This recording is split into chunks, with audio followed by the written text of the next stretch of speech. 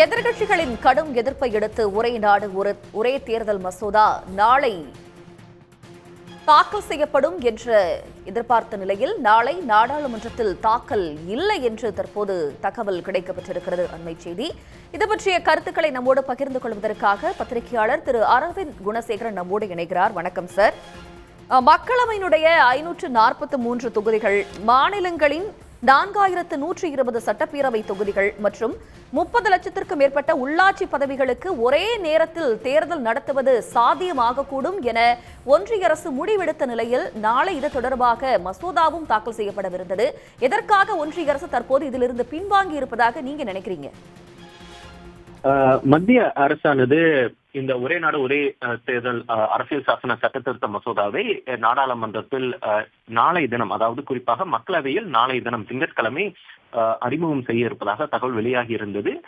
வெள்ளிக்கிழமை வெளியான திங்கட்கிழமைக்கான அந்த அட்டவணையில், திங்கட்கிழமைக்கான செயல்பாடு அட்டவணையில் இந்த மசோதாவும் இடம்பெற்றிருந்தது. ஆனால் தற்போது நேற்றைய தினம் இந்த திங்கட்கிழமைக்கான அட்டவணையானது மறு ஆய்வு செய்யப்பட்டு புதிய அட்டவணை வெளியிடப்பட்டுள்ளது. அந்த அட்டவணையில் லிஸ்ட் ஆஃப் பிசினஸ் அவை நடவடிக்கையில் இந்த மசோதாவானது நீக்கப்பட்டிருக்கிறது. எனவே திங்கட்கிழமை சப்ளிமெண்டரி டிமாண்ட் ஆஃப் கிராண்ட்ஸும் அதே போல கோவா மாநிலத்தில் ட்ரைபல் சீட்ஸும், அந்த 2 மசோதாக்கள் மட்டுமே திங்கட்கிழமை மக்களவையில் அறிமுகம் செய்யப்பட்டு மக்களவையில் அது விவாதத்துக்கு எடுத்துக் கொள்ளப்பட இருக்கிறது. ஆனால் இந்த ஒரே நாடு ஒரே தேர்தல் அரசியல் சாசன சட்டத்திருத்த மசோதாவானது திங்கட்கிழமை தாக்கல் செய்யப்படாது என்ற தகவல் தான் வெளியாகி இருக்கிறது.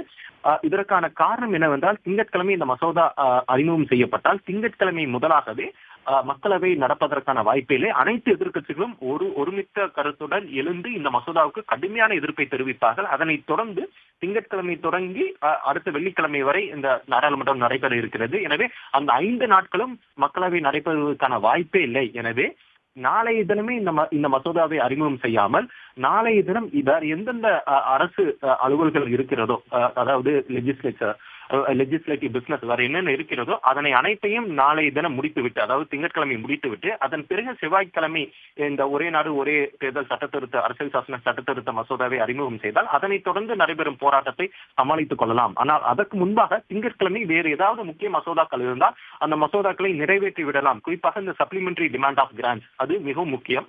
எனவே அதனை திங்கட்கிழமை நிறைவேற்றுவதற்காகத்தான் திட்டமிட்டுதான் தற்போது இந்த ஒரே நாடு ஒரே தேர்தல் சட்டத்திருத்த மசோதாவை செவ்வாய்க்கிழமைக்கு ஒத்திவைத்திருப்பதாக நமக்கு தகவல் கிடைக்கப்பட்டுள்ளது. தங்களுடைய விவரங்களுக்கு நன்றி அரவிந்த் குணசேகரன். உடனுக்குடன் செய்திகளை தெரிந்து கொள்ள சன் நியூஸ் பெல் ஐகானை கிளிக் பண்ணுங்க.